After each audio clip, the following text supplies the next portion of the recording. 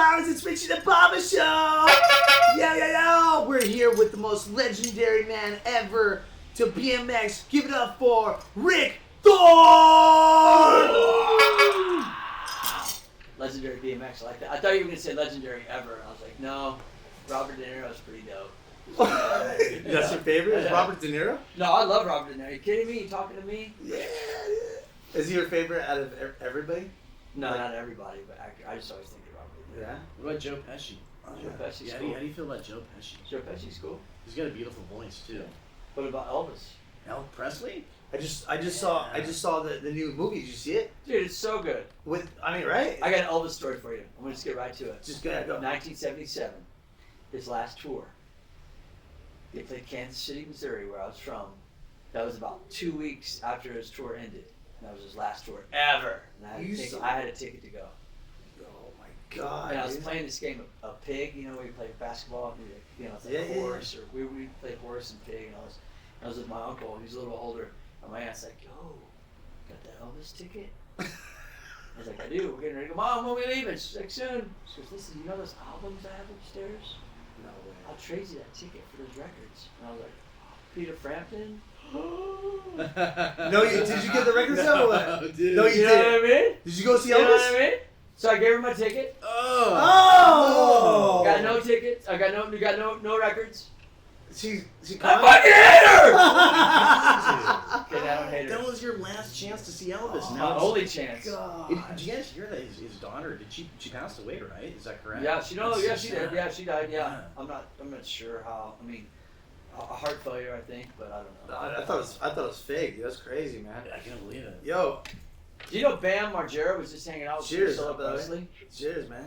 Yeah, and I read online that she gave him an Elvis robe and ring. Are you serious? Yeah, damn. it was his dad. I was like, No damn, way. I'm so jealous. How do you get to hang out with Elvis's daughter? Like, He's how do Bam, dude. Bam Well, knows everybody. Yeah, Everybody knows Bam. Do you have any stories with Bam Margera? Oh, just early days of not Warped Tour, but the Tony Hawk Tour. There you go. The gigantic skate park tour when he first I think that was like right when CKY2K Yeah, had way back. joined with Jackass, and it was like that Bam was new, not really on the scene, but kind of, you know what I mean? Yeah. And Tony took him on tour, and I happened to be lucky enough to be the biker on that tour. Oh my God. So yeah, that's where we met, and nothing but good vibes. Wait a Good second. times. You said Tony Hawk. You were just talking about the story of that Tony Hawk recently. Yeah, we just released a card, an 8x10 autograph card Really? of me doing an arrow over him. Oh dang. We released one a couple of years ago of him doing an arrow over me, and this card we just released about a month ago. Yeah. Half of the proceeds went to help Tyree Nichols build a skate park in his name. Damn. And so Tony, man, I'll tell you, Tony's like the most generous, like raddest dude. I met him in '92. 92? Yeah. Dude. The first show we did together was at Detroit, Michigan State Fair. Oh my And it God. was me, Matt Hoffman, Dennis McCoy, Tony Hawk, and we had a ramp. No And we used to do way. shows at state fairs. This is before X Games stuff. And That's dude, it was crazy. And there was a stage right by us, and Joan Jett was playing. No Oh, way. And what was crazy is if you know anything about the Midwest, like you hear those tornado drills, you get Really? tornadoes all the time. Okay. You hear that. Or it's the horn. I can't even do it. I was like, What what's is that? And like everything's quiet. You can't even hear bugs or anything. You're like, tornado's coming, and all this wind came in. And Joan Jett grabbed her guitar and ran off stage because it was like one of the portable stages. What? And we were on the ramp and we were like, what? Like, that was my first time I met Tony. Do you remember what song was playing? What song was she playing? I don't remember. Give us the I want to soundtrack. say I love rock and roll. Just say I love rock and roll. Yeah. I like that. I like that. Dude, so Crazy. yeah. Sorry, I'm on a rant. I'm sorry. No, this was amazing. So to me, you are you're like Tony Hawk, but for BMX. Thanks. Like, you know what I mean? That's what I see you. Thanks. I've seen you in the magazines and everything, but I've been too. I never did BMX. I was too much of a wuss. But I mean, I've seen you in the magazines. I've seen you everywhere, and I'm like, dude, that guy's nuts. Like, you know what I mean? I'm only 37. You're only 37? Yeah, bro. Dang. So I've seen you like growing up, and now I'm here with you, and I'm like, this is Thanks for having me on your intense, show, dude. bro. Yeah. Yeah. Stoked. Thank you. Oh man. Thank you. Yeah, but so yeah, it's been a crazy ride. With Tony and like just going. You know what I mean? And, Yeah, man. And like he's a rad dude. You know, so. Man, like, you're so busy now. It's like you said you're doing comedy. I am. You've been doing comedy for how long? Okay, we did a show together that you hosted, The Last Call. I feel like it wasn't that good for me. Like me Mine being on either. stage. Yours was good. Yours was good. Mine wasn't good either. We all get better. I mean, it was okay. We get better. That's how you do it. You get better by doing things. I mean, I've been doing comedy maybe 5 years. That's cool. A year or so before COVID. Yeah. And then, or maybe a little longer, and then nothing really during COVID. And then after that, you know, and it's just a continual growth. It's like people ask me all the time, like, oh, you got into this, how'd you get into this? It's like, you just start. And you just figure out, like, okay, you know, what I got to do to learn how to do this, and put in the work, you know. Because you're freaking funny. Thanks, like, dude. you are a funny guy. Your stories, that was my first time seeing you live on stage, and I was like, I'm way better now. I got to come to the show now. yeah, I want to go. Like, but I am gonna go. And like, you were talking about, like, I don't want to spoil anything. Like, you were talking about your injuries and. Oh, I'll talk about all of it. Yeah. Yeah, like your knee and all that. I was like, what? Like, and you know, your dad and all his stories. It's funny stuff. It's real stuff. It's not like fake. You know, it's all real good stuff. I try to be like. I mean, there's different types of comedians. You know. Yeah. Their style. I'm still trying to figure that out a little bit of like the balance between jokes and stories and having a good balance of that, not being too story or too just like one-liner jokes. So I'm just trying to develop my style, and I think it's kind of like with anything, like say you do with hosting or you do like with working out or this podcast or anything that you have going on. Yeah. As you do it, you start to develop a style to it, and the more you do it, you say, oh, I'll try this, or you try this or that, and you start to get more. I like the build up that you do. Like you're telling a story, and then all of a sudden you just lay it on them, and they're like, "Oh, I didn't expect that." Like, you know what I mean? Like, oh my goodness, you know. Well, I mean, if I could shock you, bro. You did for sure. Who's your favorite comedian that you're maybe like a current comedian or maybe even growing up? Like, who did you look up to? Growing up, well, in my house, I could listen to anything we wanted to listen to. It was good stuff. I was a '70s kid. Yeah. So naturally, Richard Pryor was like the king. Yeah. He still is. Like, he's amazing. Yeah. George Carlin, another one. Yeah. That's amazing. That just kind of like makes you think in a different way. Totally different style of comedian. But I mean, I don't know. I always like Sam Kinison because he was kind of an entertainer and a rocker. Yeah, man. He's a comedian, but he was a character. He was loud. Oh, he's so loud. He's just loud. So I like characters more than just like than not. Like, but the new comedians I like. Bill Burr is hilarious. Yeah. I love Bill Burr. Yeah. What do you like about Bill Burr? Like. I just like how he's got the whole like East Coast kind of like, hey, go fuck yourself. You know what I mean? Like you know, and I like Chappelle a lot. Oh, dude, yeah, dude, he's good, man. Those guys are really trying to keep, especially Chappelle, like the art of comedy. Like, you know, look. I'm just gonna say, it. People come to shows, and if you get offended at a comedy show, you shouldn't be at a comedy show. You have to get yourself in a mindset that it's a joke, but people get triggered, and everybody's, you know, Bill Burr said it's best, like, I'll say something, and whatever happened to you in your childhood, you hear it this way, and then you spit back out at me. Are you going through that right now in your comedy stage? Oh, dude, people call me out sometimes. You? No. Oh, yeah, well, it just depends. Like not all the time, but there's always someone that wants to talk loud in the crowd over the comedian. What do you do? Because, like, I wouldn't mess with you. No, well, and you've taken a lot of pain. And, like, I've taken way more pain than you, motherflowers. You know what I mean? No, I mean, it's kind of like, honestly, I don't mind it so much because you can play off of it, and if you're quick-witted enough, you're able to make them look stupid. You're quick. Which is kind of fun. You're quick. It's kind of fun. Yeah. Oh, so you just bounce back off Yeah. of it. You can't get defensive and want to fight about it because clearly, if you're a comedian, you're all about joking. You're not about wanting to fight. Yeah, of course. Right?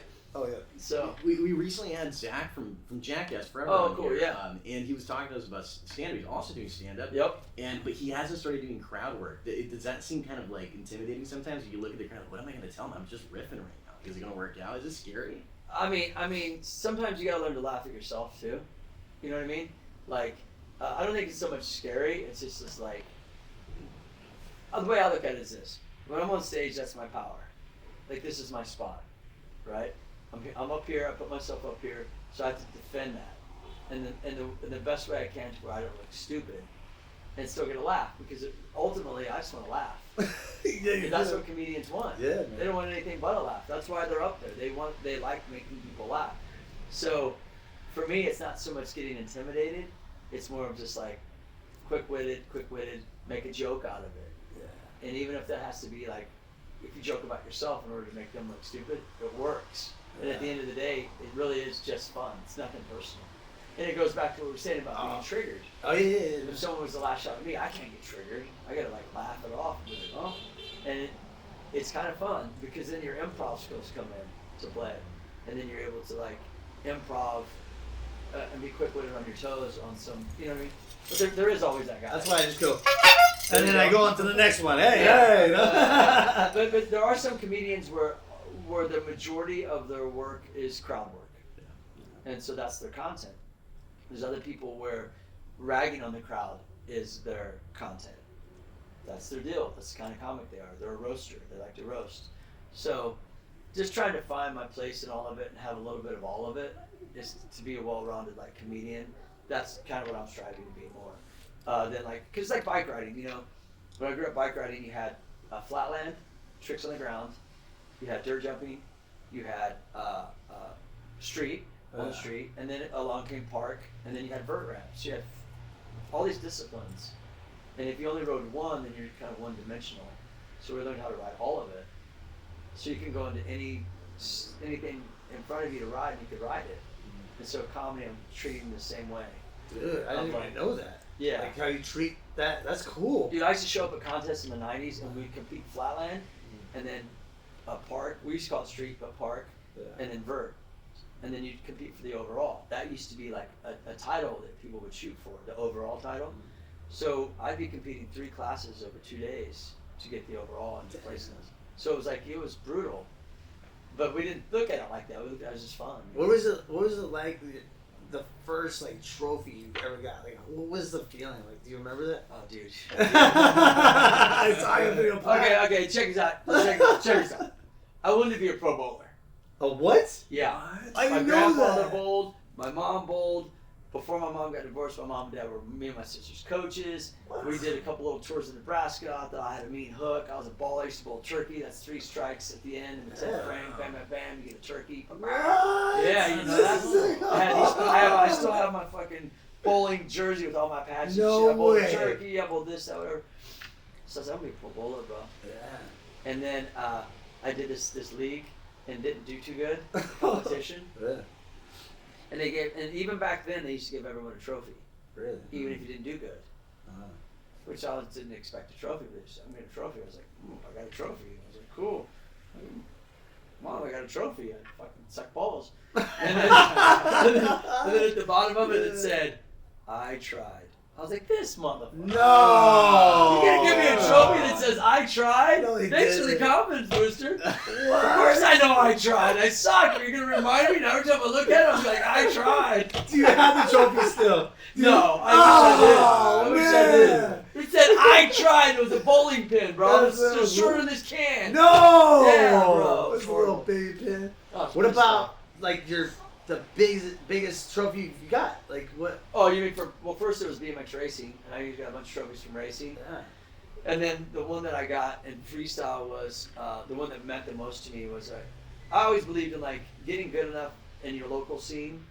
And this is like anyone listening, if you're younger, you can imagine we had no internet and we had no cell phones, really no way to access like what other people were doing except for with magazines. This is even before VHS tapes. Oh dang! Yeah. Old school, baby.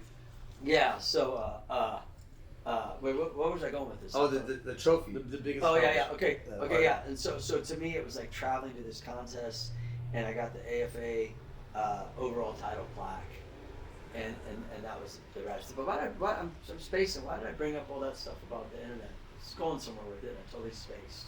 Have I hit my head too many times? No. Oh, can you tell? Oh, Can you tell it?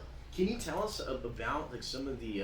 I would imagine it would be some pretty gnarly injuries considering the fact that you know. Yeah, dude, I've been knocked out a lot and like teeth. Oh God. Yeah. What about the nuts? Oh my god! Oh! Yeah. Ugh. Now, when people say I'm from Missouri, I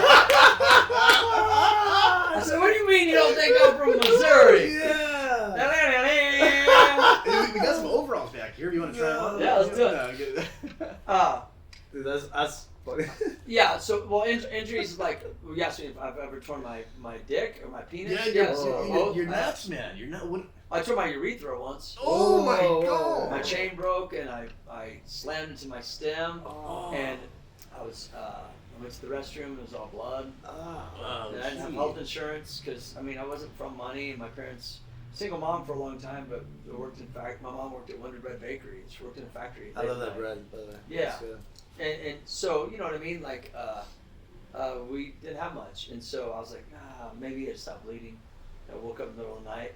The bed was full of blood. No! Jesus. Are you serious? So my homies like. You started dying? I was laying down next. It was this back when they had like 7 dudes in a room. So I was sharing a bed with Matt Hoffman. He's laying right next to me. You were sharing a bed with Matt I'm Hoffman. like Matt, dude. And he looked over. He's like, dude, what the? And like the whole bed was full of blood because I just kept bleeding. Oh, dude. So he's like, bro, you need to go to the doctor. And I was like, yeah, I probably should. Dude. And I went to the hospital. And the urologist said you might tore your urethra. Oh. And I was like, urethra? I don't know an urethra. Franklin. Oh, dude. Hey, I don't want to say I don't know what it was. Urethra, Franklin, what should I do with it?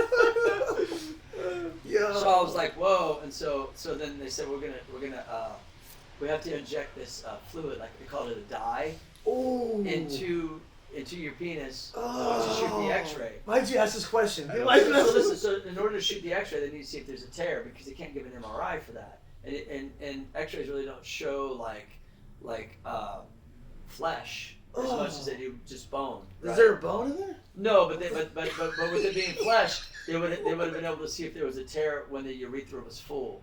So when your urethra was full, it would show if it had a tear or not by injecting this dye. And so I remember I had to sign this waiver, dude. No. Oh my God. Listen, I had to sign a waiver that was like if you had any side effects later on in life. But I told him like I'll be fine. I signed it, and since then I've been fine. Dude, fine. What were we talking about? Huh? Do you have the X-ray still? No, I wish I did. So they shot it, Damn. and then he's like, "Yeah, you got a tear, but we need to make sure, so we're gonna have to put a camera down there." Wait, what? And, Are you dude, serious? seriously, and Whoa. this is like back in like '92. I was like, camera? Is they making that small? 'Cause last time I saw, they're like this big, beta camera. Like, how are you gonna put this in the, you know what I mean? And they're like, no, we have this little camera. We're gonna have to like have a pen. And Dude, come on, bro. so he like put it down there. He's looking around. He's like, yeah, you got a tear. Are you out? I'm awake. Jesus. It's like 3 a.m. What? How much pain? Or I don't even know. I don't even remember. And I don't take any pain medicine. are you? Come on, to this day, bro. To Are you this serious? day. Yeah. This is why nobody should mess with you because you can see so much pain. I mean, I got pain. You see me, right? But that is. I take no pain medicine, dude.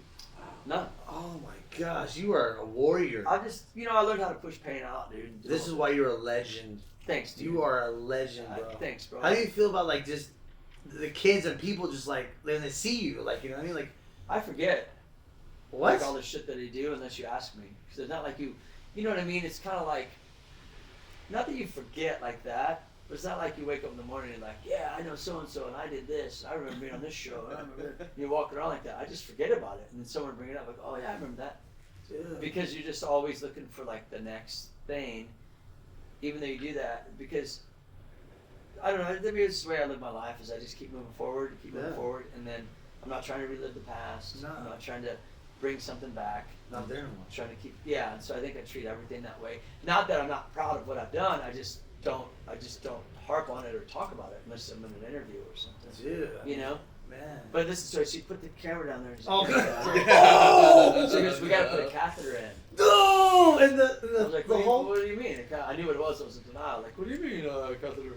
And he's like, yeah, we're gonna, it goes into your bladder and blows up, and we need to install that right now, dude. And I was like, all right. So what happens is, the catheter, since it's torn, it heals around since the urethra is torn, the catheter heals around it. No. So it's kind of like molds it. So like, Jesus, man. you know what I mean? So like with torn, it heal itself, so you'd be able to. Did you think that you're not gonna ever use Well, he told me he's like, you know, your stream might be a little different. No! Whoa! Yeah. Tell us about and you know what they call me? You know what they call me? Sprinkler dick. Oh! Because I when I pee, it's like tick tick tick tick tick. No! Dude, I just had oh my god, I want to see It's a not my show. fault, man. It's how it healed, you know? Oh my. So when you go to the bathroom and you see like a bunch of pee around the bottom, you're like, who did that? It's like, me, I can't control it. Rick Thorne. I gotta sit down. I would be okay with that. I think a lot of people would be like, that's Rick Thorne's pee. Dude, That's his pee. Dude, check it out. You would have this catheter on the side of your leg, a bag, and you had to go to the bathroom, and that's where you would go. And I mean, Wait, how long? How long have you guys wearing it? I had it like, okay, I'll elaborate on the story because there's more to it. So I ride in the back of an Astro van from San Jose to Oklahoma City, and another car from Oklahoma City to Kansas City, and I go right to a Beastie Boys show. I love Beastie Boys. I had tickets, so I went there What's with your this favorite song? bag, and I was like, she's crafty, she's crafty, you know what I mean? I love them all their stuff. And so I remember that I got tired of sitting around after a couple weeks because I was like, I probably shouldn't ride. And so then I was like, you know what? I'm gonna start riding. And my homies are like, with the piss bag? And I was like, yeah, I am. They're like, you're out of your mind. I'm like, I know, but I'm gonna ride. So I started riding with it. Dude. And I remember I fell on this wall ride and flipped. This is crazy. I had a crazy year. This is 92 was a brutal year for me. And I blasted my chin. And I had to get stitches. And I was like, dude, I just got back home from San Jose, got health insurance because I didn't have it. And I'm like, dude, 2 weeks later, I blasted my chin. If I go in there saying like, oh, I fell riding my bike, I feel like they're gonna like, we always thought that they would be like, oh, well, we're not gonna insure you, you're high risk, or increase your rates. So I was like, I gotta come up with a little like a story. No, this is getting good. This is getting good. So I'm like, and I had spiked Billy Idol blonde hair. I love it. A leather jacket. I love wore it. Doc Martens. Yes. I went You in still there, wearing Doc Martens? Yeah, I am on right now. That's right. My chin was bleeding. I was like, dude, like, what the hell? Yeah, what happened? I go, well, listen, I was running out of the house. I was late for work, and I tripped over my piss bag. No! And I fell down the stairs and hit my chin. They're like, oh, wait, back up. Trip over what? I go, my piss bag. Oh, look, I'm peeing. No! You would be peeing, you wouldn't know it. Wow. Oh, yeah, sure, yeah. That's how it works. Like, you don't know. You don't know. You don't know. And I didn't know any of this neither, and so I went through it, you know? Yeah. And so they were like, okay, this kid's out of his mind. So now I have stitches in my chin, Dude. and my face is swelled up a little bit, and I got a piss bag. I'm still like, we should go ride.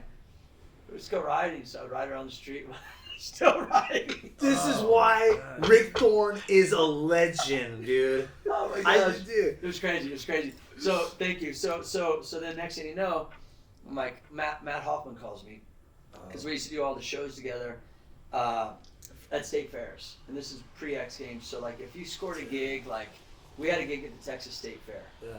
and we did it for 4 days straight. I'm sorry, 5 years straight, not days. That's amazing. 5 years straight, 5 years. 24 shows, 24 show days, Whoa. 4 shows a day. So Dude. that's 100 shows in that month. And we did it for 5 years in a row. What? You're an athlete, dude. But here's the thing, that was the way to make money or bust tables. Because I wasn't making money off the sponsors and TV hadn't hit us yet. So it was like, doing shows was like, I could take a month off of work, go make this money, what I love to do, busting tables I don't really love to do, you know, at all. Yeah, of course. And so Matt calls me and goes, hey man, Texas State Fair's coming up. And we had done it the year before. And he's like, I know you just got hurt. You're going to be able to do the show, the tour. And I was like, yeah. He's like, yeah, but you just tore your urethra. Like a couple months ago. And we're leaving like soon, bro. Or no. I had the urethra for about a month and a half. And this is when I had the urethra. He's like, look, we're going to do shows, which was a couple months from when it happened to when we were going to go tour. Yeah. And at the time, Matt was doing backflips, and Dave Merritt was doing backflips, and Dennis McCoy was doing backflips, and that's who I was touring with, and I didn't do backflips. Really? Not at the time. At that time, yeah. So I said, yeah, I'll be there, bro. I said, Wow. you sure? I go, yeah, I'm not missing it. And so my point to this is, if you love to do something, you're going to heal quicker. Most people might not, I'd say maybe most people don't like their job. So if they get hurt, they're like workman's comp, time off, paid vacation, blah, blah, blah. Me, I was like, I don't have time for that. I don't have time for paid vacation. I don't got time for time off. These events are happening. I need to be there. And that makes your mind go quicker. Don't sit in the shit. Keep it moving. And so I fucking went to the urologist. He took the catheter out. Really? And the back, yeah, it needed to come out. So it's okay, time to go. And when they pull that out, you just feel like, oh, like dilated in a whole other way. Like, whoa. What just happened? Like, oh, but I was like free on my own now, right? Yeah. Damn. I had a kicker in the back of my truck, a kicker ramp, like it's about 3 or 4 feet tall. Yeah. And we had done lake jumping before. Literally, I had it in the bed of my truck. Yeah. Went straight down to the lake, set up the kicker, and I said, I'm learning backflips because Dave does them, Matt does them, and Dennis does them, and I don't want to be the odd man out on this freaking shows. Right, bro. So I did them in the water, Went to my buddy's house. We laid down mattresses on the box jump on the deck. And they all pulled a blanket. Right. That blanket became like, get rid of the blanket. And I land on the mattresses and bounce off the side. I'm like, get rid of that. The sun's going down. I'm leaving tomorrow morning. I gotta get these flips. Da, da, da, da. Yeah. I pulled one, bro, and I was like, left for the next day to go to tour. No Did way. not tell Dennis, did not tell Matt, did not tell Dave. The end of the show, when we end the show, that was the big banger end trick. We come down off the half pipe and we all, thanks a lot for coming out, it's Rocket Jockeys, backflip number 1, backflip number 2, backflip number 3. That's how it was. Yeah. They thought like Rick, you're just gonna 360. So it'd be like, oh, 360, backflip Dave, backflip Dennis. I did a backflip right there and they were like, what the hell? Oh! I go, when I got my urethra or my catheter out, bro. You were free. You were free from it, dude. And my Damn. point is, mind over matter, bro. Yeah. And I know I'm talking a lot, dude, but No, this is it's what good. podcasts are about. Yeah. Is mind over matter is like visualize and stay positive and keep your mind in the place where you want it to be. And yeah, this happened, but it's like it's not the end of the world. You're gonna heal, you're gonna bounce back, you're gonna come back. And so you gotta treat things that way. That's right. You can do whatever you want, but for me, I treat things that way because that way I don't sit in it and I'm not wallowing in it and not like it's not an excuse to keep me from what I love to do. That's right, man. Like you got a bump in the road, get past it. That's right. You know, and so that's kind of how I treat my life. Even with that injury, it didn't matter to me. I'm like, I'll heal. I'll be fine. That is the most craziest injury. It's not like, oh, I got a broken arm. You got your buddy down there, and he's hurting. He's got a bag and all this stuff, and oh my gosh, It's just man. a cool story because I use that one as like motivation. I meet people and they're like, oh, I was going to be a bike rider, but I broke my leg. I'm like, how old are you? 19. I'm like, bro, don't you know bones heal back stronger? And chicks dig scars. That's so true. It's true. They heal back stronger. Dude, You break they them love once, it. they get stronger. Yeah. I'm not even going to break them all, but I'm just saying. How many bones have you broken? Broke my jaw. Oh, I broke my legs, both my legs. Both of them? Yeah, I broke my. The only other bone I broke, and ironically, it's been more like ligaments, like shoulders, knees. That's the only bones I broke. I never broke anything else, but I did break my palate. What? What's Yeah, and what had happened is I had hit the corner of a loading dock. Right here. Oh no! Yeah. Oh. When I lived in St. Louis, Oh, I wanted to go off of this wall. Like if you could visualize, like there's a sidewalk that goes down and there's a wall. I wish we had like a projector behind you while you're talking. So it goes down and then the sidewalk, and as the sidewalk goes down, the wall gets taller, right? Mm-hmm. Makes sense, right? And the wall was only like maybe 6 inches wide, right? And maybe 8 inches.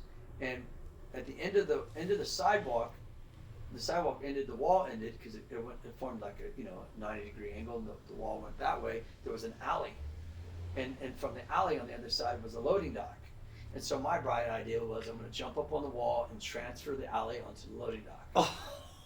Oh. But what had happened is when I went to jump off the wall, you kind of alley-oop off a little bit instead of hopping straight off, and my front wheel fell off the wall, and I fell face first into The loading wheel dock. fell off? It's not that the wheel fell off the bike, it's just the bike, like, if you can imagine, like, anybody out there that rides bike understands this, but if you can imagine, say I would need to jump over to something, you kind of do like a little alley-oop, Oh, to go yeah, over, 'cause- and there wasn't enough room on the wall for my wheel to do that. And I just was in a bad place. Just wasn't thinking straight. And I remember I flipped over, was flying forward, and bam, hit the loading dock. My feet over my freaking head, bro. Your feet were over Pretty your much, head? yeah. Like bam, and then I landed back on my feet real quick, and I just saw this bright light. Oh. I know people say, like, I saw a bright light. No, I saw a bright light, bro, and I was like, and I bit down. I was like, what is that? And I thought it was my teeth. Oh. And I was like, I still felt my whole face caving in. Oh my. So I was like, I need to go to the doctor. Holy fuck. How much blood was that? No blood, but this lick, there was no blood, dude. There was a little bit of blood in my nose, a little bit here, but not a lot. Because I'd hit here so hard, I broke the bone. Jeez. But this fluid was leaking down the back of my brain, and from my brain down the, I didn't know, I assumed it was my No brain, just coming to the top, way. down the back of my throat. It was salty, and it was like tasted, it's not funny, but it tasted like death. Get out of here. Like infection, you know how an infection tastes like? Ugh. And I was like, spitting it out, and it kept coming out. So I need to go to the doctor. And so I went to the hospital, and they said, go home for a few days. We gotta let the swelling go down, because my face swelled up so freaking big. Oh my god. You couldn't even see my chin. You can't even see shit? No, you couldn't then. It's so big. Dude. Like, did you see that photo of Madonna recently? Yeah, what's up with that? It looked worse than that. It looked worse than that. Oh my god! Where's Madonna? I'm just saying. Dude, I love you, bro. Madonna. I grew up with you. I'm just saying. On the swole. So swole up, yo. And so Dude, I love you, man. You're funny. You're so funny, bro. So check it out, bro. So then she freaking so my face is big, and they said come back, and so I said, well, what needs to be done? And they said, okay, so check this out, bro. Get ready. I said, all right, I'm ready. Yeah? You broke your palate. Usually people break the palate. What happened is that, and I forgot to tell you that after I hit that night, my vision went double. Oh. So I had double vision, and I couldn't bite down, and like my whole fucking shit was fucked up. And so they said go home, and I went home for 3 days. So they said if you can't eat, you're gonna have to eat stuff like blended up, because I couldn't bite down. Dude. Now imagine taking your thumb, putting it in your mouth, and you can move your whole rack of teeth up and down. Oh. You can move your whole teeth? That's what your palate is. Your palate. Your palate. Oh, okay. Yeah. So when I hit, I broke this bone, and what happens is a lot of times people get a crack. I had a hairline crack across the top, and then this bone broke. Oh, Okay. dude, this is intense. So the eye socket broke. That's how I had Jeez. double vision. I have a screw right there. You have a. Yeah, you can see it. It's a little screw. Oh, yeah. And so, and then what happens is that usually people go eye socket, palate, and then jaw.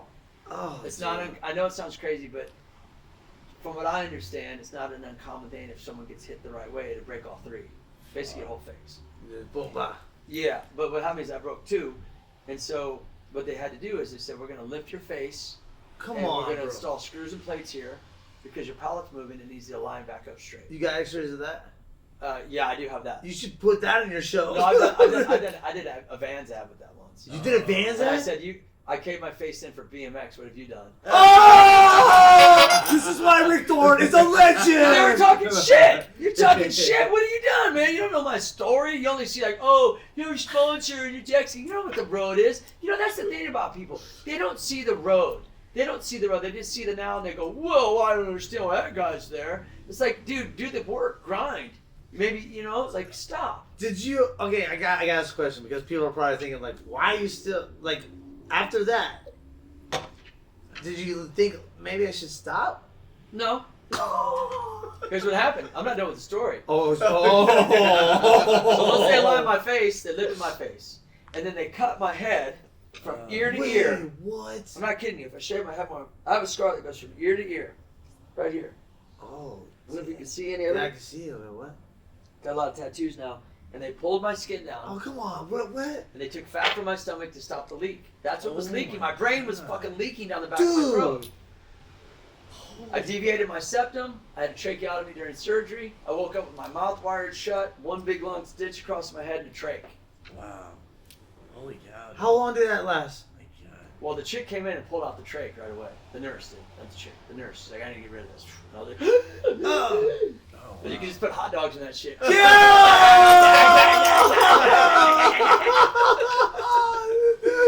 What? What is going on, dude? I know, it's crazy. What is going on? So then I'm thinking like, damn, I just fucking hurt. I had to walk around with these scissors around my neck in case I threw up because my mouth was wired shut. What? Because they You had wired. scissors? Well, because they installed the plates in your palate, right? And it screws and plates, to align it. So imagine like a plate and you screw it in, and so it has to heal, so you can't use your mouth because it's healing. So they wired your mouth shut.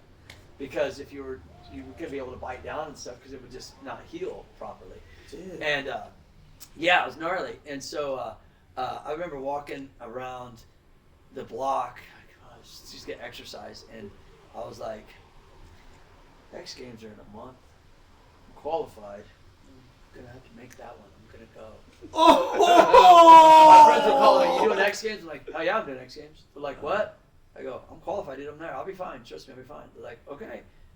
I showed up at X Games. This happened January, February, March, end of March, if I remember right. April, May, I healed. Dude. June, went to X Games and got 7th place. Whoa! Is that the first time you X Games? No, that was Okay. the second year, and I knew what X Games would do for action sports. If you want to Yeah. call it action sports, I'm so used to saying that. I knew what it would do to it because I've been in it so long and grinding, working at an Olive Garden, riding my bike to work, and doing these school shows and doing these boat shows and car shows, which was great at the time. But it's like I knew once we got mainstream media that it didn't have to jeopardize my integrity of who I am. That's something I always told myself. Like, it doesn't have to mean that I can stand up for what we're about. We created this. They didn't create. They're covering us. Yeah. Let's keep our integrity to the degree where we both can work together and represent this in the right way. So I knew that like sponsors would help, and I knew how difficult it is even to this day. Dudes that kill the game that barely get by. It's not an easy game in BMX. And so for me, I was like, dude, I'm not missing this opportunity because I'd been riding all these years and was still busting tables at that time that happened. Really? Yeah, bro. And I'm Wow. like, I'm not gonna give up on this. Like, I've got too much invested. Yeah. And and then that led to the way, then it is what it is. And so when I go underwater though, and if it's like about 5 feet under, Water. check it out. My face gets numb and I feel the pressure pushing on my face. Still? So so I can't really like swim underwater. I can go, but when I come out, my whole mouth is numb. No way. Because the pressure from the water on this. Yeah, it's crazy. I don't know why it does that, but it does. Can I just tell you, you look really good. I used to look like I used to look like So Robert handsome, De Niro, buddy. the young Robert De Niro. Oh, you were? Yeah. That's why you like De Niro. Yeah. It's like De Niro, Depp kind of thing going on, And what about all the sponsors you got now? Look Monster. at you. Yeah. How did you get? You said earlier. You told me about you were the first. Yeah, believe it or not. Some people don't believe it, but I've been with them for 20-some years. Wow. Since they started, 22 years maybe. That's dope. Dude, man. Me and Tony did an episode of Monster Garage. Really? Yeah, and they made an RV, and we rode it while the RV drove around on like in Venice. Whoa, that's so sick. Dude. And then the dude came up and gave me his card and said I work for Monster, and I was like, called him and Dude. yeah, I built a relationship with them, and they've always supported me from like my band to comedy to hosting. You got a band? Good Guys in Black. Wait, what? Yeah. That's the name of the band? Good Guys in Black. Whoa! Punk band, bruh. I love punk rock. Can you? Yeah. Can you I gotta send you some music later on the show. Really? Can we play the show? Yeah. Can you talk about the band? Yeah. Man, I formed the band back in 2008 maybe, and had a lot of different members go through. But it's cool because what I've done with the band is I've toured Warped Tour, did stuff with Suicidal Tendencies, stuff with Pennywise, Strung Out, a lot of bands. Dude, I love those bands. Really? So good, yeah. And so I've had a few songs on Sirius Radio. What? On the Faction channel. So I built like, but we were talking about that earlier. Like, now I'm really ready to plunge into the music 100%. Not to say that I wasn't before. Yeah. But I've raised kids, and I've raised kids by myself. I've been single, and my family lives in a different state, so I couldn't be gone all the time, trying to raise like a 5-year-old asking me why I'm not at their birthday party. Oh. I didn't want to grow. I didn't want that in their life, so I like put that on hold. But I've still been active with music and doing shows and music videos, and it's not like I can go away for a 3-month tour. Dang. But one day that's my goal, is to do those things because I love touring and I love performing. So You're a good as you dad, know. man. You're such a good dad. Yeah, I put it on hold, man, and I had to, but not really though. I've been, it led me to be creative in a lot of other different ways, which is good. That's good. But all along the way, when you're in music, you think about it every day. Like I think about writing every day. Like I think about like song ideas or goals with music. But there's limits to it, man. I'm telling you, as you know, raising kids isn't easy. Yeah, I got a 17-year-old and she don't want to hang out with this clown. I'm all, can I pick you up at school? She goes, no, Dad. I'm all, I'm gonna honk that horn. I'm gonna get in there. Yeah, it's kids are crazy, man. But like, How many kids? I got two. Oh, you got two. Yeah. Yeah, 14 and 16-year-old. But I'm like, it's so about their lives, so into their lives, and you know, I'm glad I did it that way. Yeah, that's so awesome. Yeah. But so the music is like one of those things where like you have to fully commit to it, and fully commit to being like on the, you know, I see bands going away for like 3 months, and that's a commitment that like I can't do yet until my kids are able to, you know, go into college or on their own. And you got like, you hear this. Because I'm staying single forever, man. Oh yeah, that's good. I Right? like being single. That's good. Yeah, because it's not that like, it's not that I don't want a relationship, but for all the things that I do, it's better for a single life. Because I've done it the other way, and it's difficult if you're gone a lot. And I would like to be gone a lot, because I enjoy being on the road. I just do. And you got all these friends, like punk rock icons that know you. Everybody knows Rick Thorne. Yeah. So like, you can't wait to like open up for them or be with them. And, Yeah. like I know you know like all the punk rock icons, man. Yeah, I did 15 years of that tour and a lot of other music tours, and so I met a lot of those guys. Dude. Before they were popular and stuff like that. So, just because, I don't know, man, I always try to be real humble, and like, I didn't realize that people were watching us on TV because I didn't think about it. I was watching it. Right, and so we just did it, and then I just was lucky to be, and that goes back to what I was saying, like, I got hurt in my face, but I'm like, dude, after all these years, this shit's starting to get some traction. I don't want to miss this. I don't want to miss this ride, because I knew this X Games vibe was there. People were interested. More gigs started to pop up, and So bro, I inspiring. bust tables for 7 to 8 years of my life straight. Damn. Got out of high school and went to bust tables at Olive Garden and rode my bike to work. Dude. Yeah, no Look sob at- story, look but at that's that. just what it was. No, this is inspiring for That's what it was. everybody. That's what it was. You're not just like, oh, I was a rich kid. I didn't get money. You get handed to you. You worked. Yeah, You worked have for to. it. And you got to keep working, because as you probably know, once you get a name, it's cool.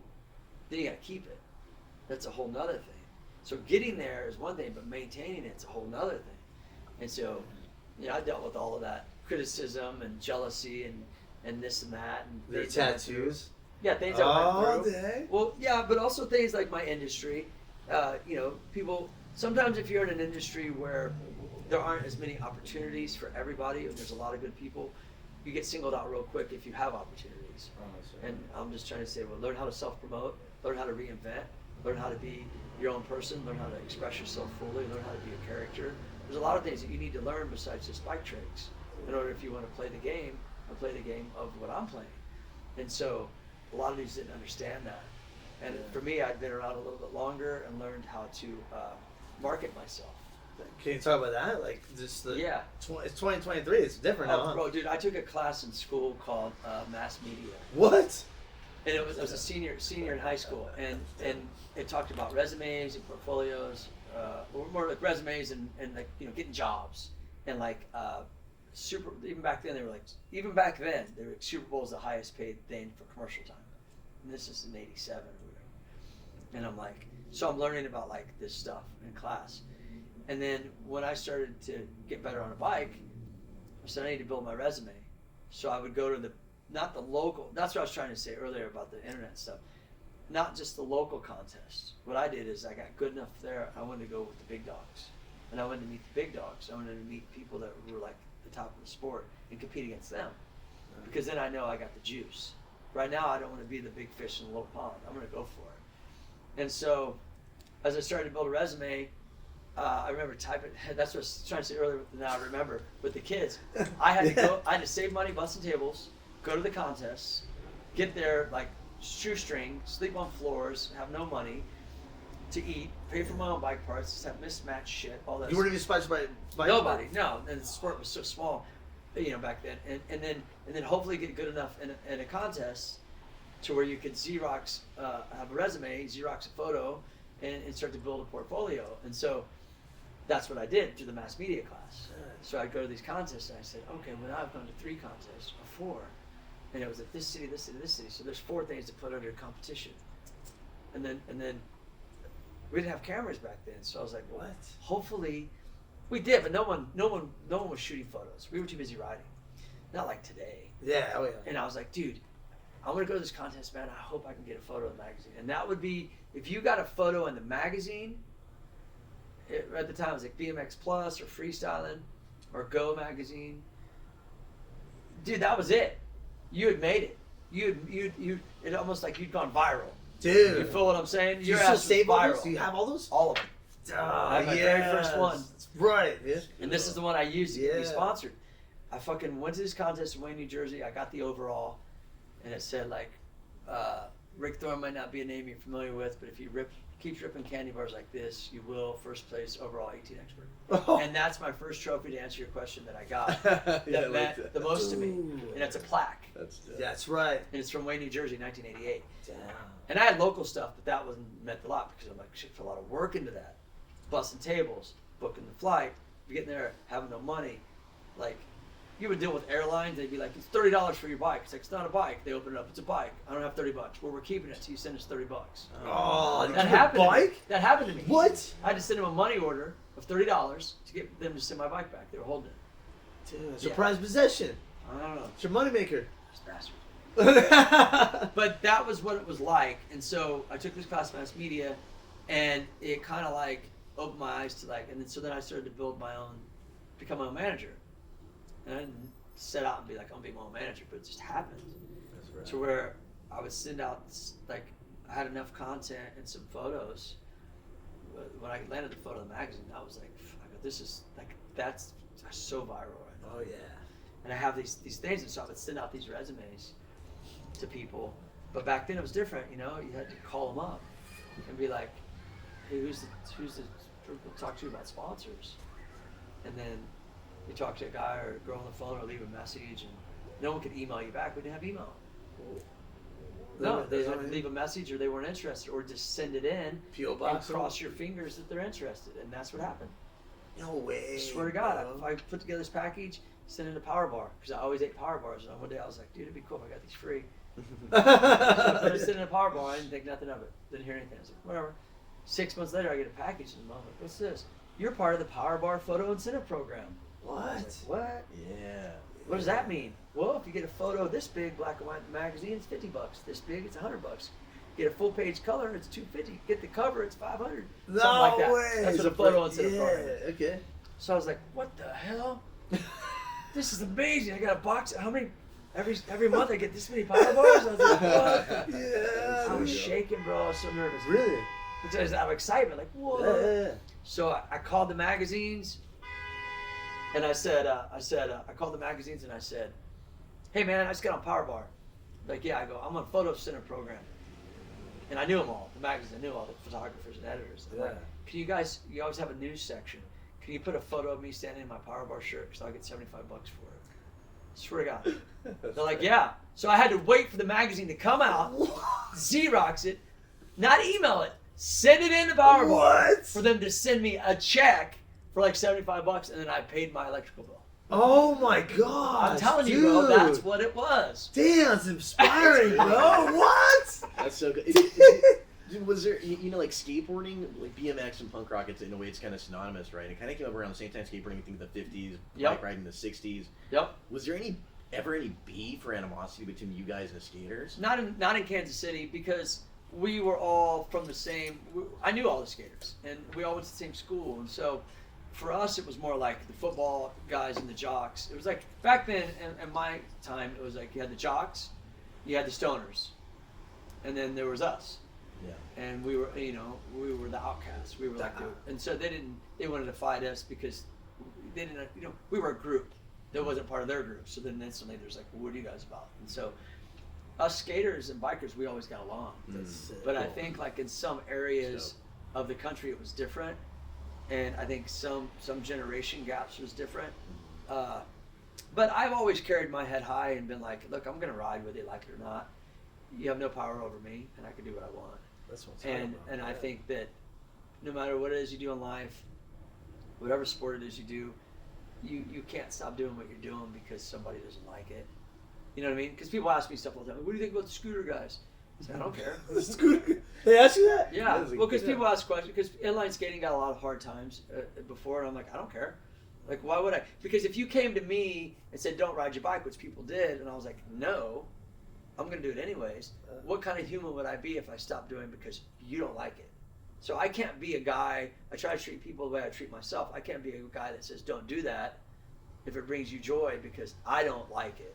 If it's positive, you're doing something positive, right? So we get that clear.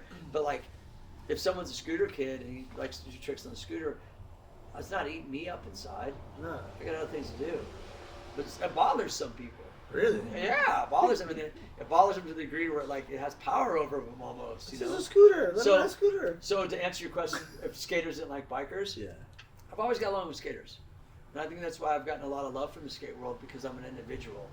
And I've always been just like a real person and stood my ground for what I believe in, which is what you should do. How did it feel to have like such humble beginnings to then going on to be featured on a major motion picture? Yeah, that was a pretty big deal, movie. Dude. Yeah, tell us about that. Yeah, that was well. I'm actually in a few movies. Right.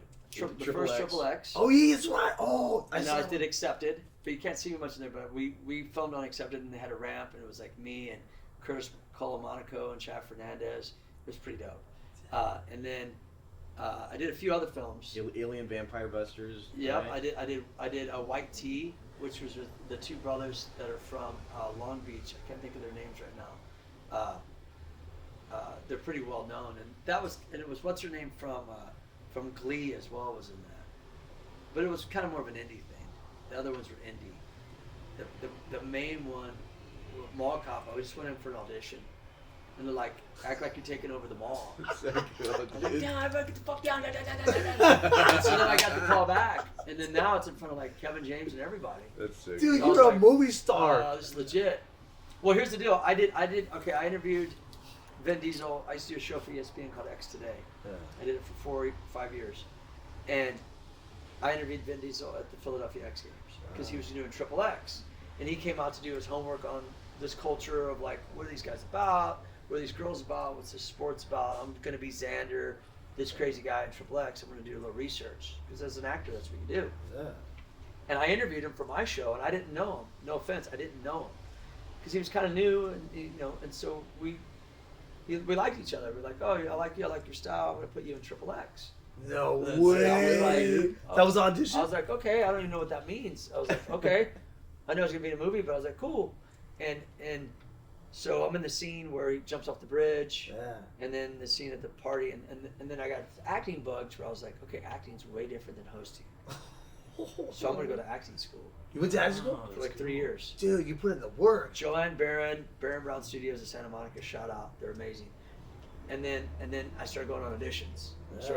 And then that's when the Mall Cop came around. And it was like, I didn't know I was going to be a bike rider in it, but that thing just kind of like really took off and really turned into like a holiday film. Every time around Christmas they show that film because it's kind of got a Christmas theme to it. And it's beneficial to me because those royalty checks are they're nice in the beginning, then they start to be like, oh, $50, thanks. Whoa, 125 for pay-per-view. Sick, thanks guys. Kidding. Yeah, but it was a dream. Yeah, but then you got to learn like when you get the opportunity to like really like you can't I can't say, well, I do tricks on bikes, therefore I can act. Doesn't mean anything. Or I'm an actor and I could be a comedian. Not necessarily. So you have to learn how to do it and learn. They're all connected in a crazy way. Music, comedy, acting, writing. In my mind, artwork, this, that, everything's connected. There's this kind of like different, not rules, but different lingo to each one. Different ways that things move but they all kind of move in the same way. You know what I mean? Different components. You know. Dude, you do so many things. Like there's so much stuff, and it's amazing that you're just living your life, and you're not sitting on the couch and you're like, I'm old, I'm a dad, I'm just gonna let it go. No, like you said, I'm still going. You got a new journey. You're just taking off even more now. Yeah, you have to, man, because life's too short, bro. And the people, you know, we all pass, and you know, not to focus on like death or gory stuff or anything, but you know, we're here for a short amount of time, and so, you know, people have heard it before, but I'll say it again, like. You're gonna breathe the last breath, and you're gonna be like, "Why didn't I go for that?" You got really nothing to lose. You just keep it positive. You know, you got nothing to lose, and I just think that if there's something out there you want to do, you got to be willing to put in the work. Look, dude, I always use this story. I love you. I want to use this story. Yeah. Okay, Colonel Sanders. Yeah, I know what that one is. Okay, he didn't hit until he was 66. He started, if I remember all these numbers right, someone would be like, hey, right, Google it after they see this, but go ahead, Google it, I don't care. I think he was 40 in like 1930 or something. Damn. And he started KFC.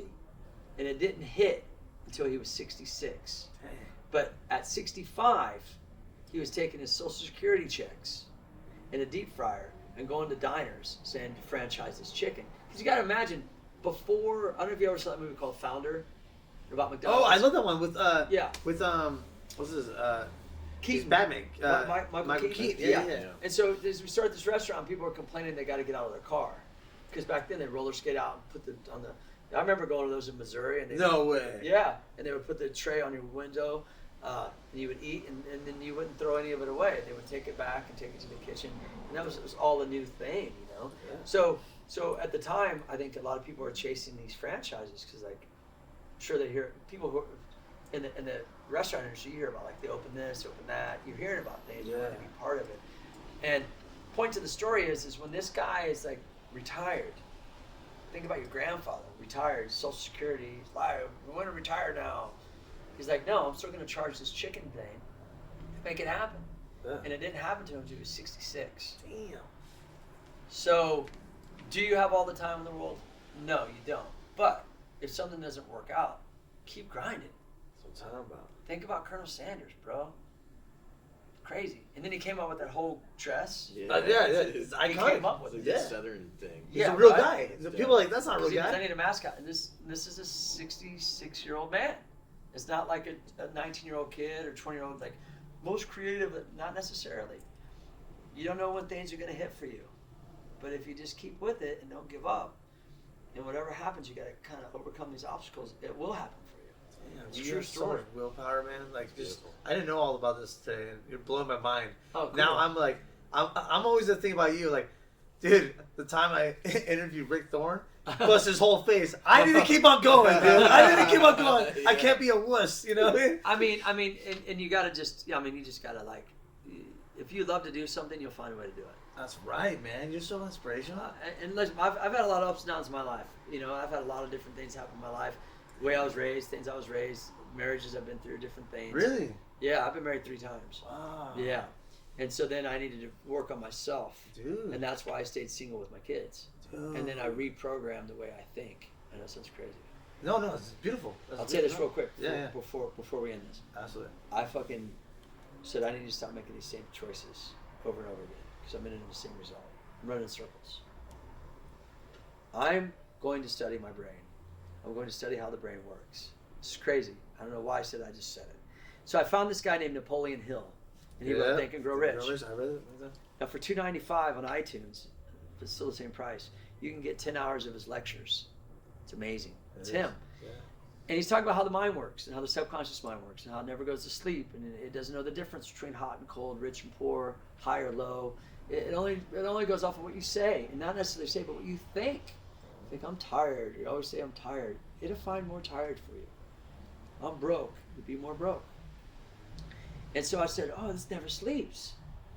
That's why they said don't fall asleep on the couch in front of the TV. Oh! Because now you're soaking in all the advertising, all the commercials, all the mumbo jumbo. Right. I never knew that as a kid. I was I like, didn't know wait a that second. And then I thought wait a second. If it never goes to sleep, and I have a hard time reading and paying attention, because I do. Like, I read a little bit and I get tired. I always have.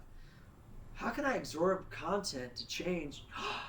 I'll get audiobooks for stuff that I think I need or know I need, because I'm being completely honest with myself, and sleep to them. Because guess what? My subconscious mind's listening. Bro, I'm not making this shit up. I would sleep to audiobooks about people pleasing, abandonment issues. What was the other one that I had? I was afraid of being alone, people pleasing, guilt. Having a lot of guilt, feeling guilty. Society, not just so much society, but there's always guilt all the time. Self-guilt. Feeling bad for owning things. Feeling bad for having... I had a lot of that. When you saw me on TV, I was laced with all that. You just couldn't see it. Yeah. And so I finally faced myself and I said, okay, I'm going to listen to these books, man. I had No More Mr. Nice Guy is a book. But it's not like you be mean. It means take care of you. That's right. You know, and then there's a book, Esther Hicks. It's called Money in the Pursuit of Happiness, Health, Wealth, or whatever. And it's not just about money.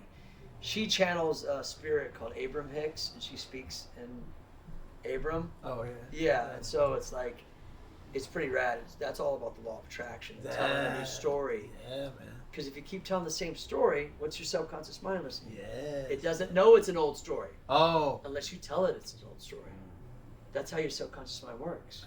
So you sit here and telling these stories about like, oh, she did this and he did that and this and that. You're still in it because your subconscious mind is still going to reveal that to you. So I know I'm on a rant right now, bro. No, I'm this just is trying to get awesome. this out. It's beautiful. It's beautiful. I said I want to test this shit, and I'm gonna buy a Jeep. Oh, what? A Jeep. A Jeep. I want a Jeep. I want a Jeep. My kids like a Jeep. I want to get a Jeep. So Jeep. I started saying I want a Jeep. I told myself I want a Jeep, and then I'm driving. I'm like, oh, there's a Jeep. Never saw that Jeep before, but there's a Jeep. Well, there's another Jeep. Are you noticing any other cars out here besides Jeeps? No. Another Jeep. Because your subconscious mind is bringing you just to that.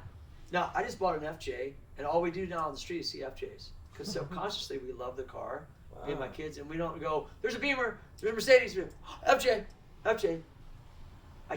That's your subconscious mind, dude, because what you think of. Because I tested it, bro, I'm telling you. Yeah. And as I slept with these audiobooks over years and years, and it took a while, and not like 2 times listening, I'm like, I'm healed. You would see red flags when you go into things. There you go. You meet someone and you're like, red flag, never saw that before. Yeah.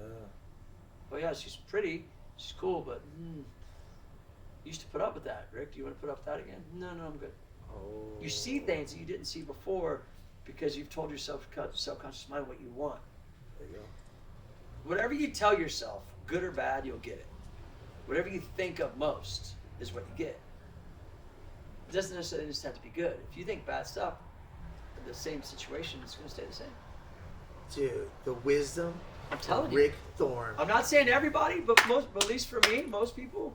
And so I needed to stop the pattern I was in, and I had to like say I got my kids, and like, you know, I want to do things different, and I want to be a better person, and I don't want to be in these relationships with just people, and not just, you know, intimate relationships stuff. Just like I just wanted to change. Yeah.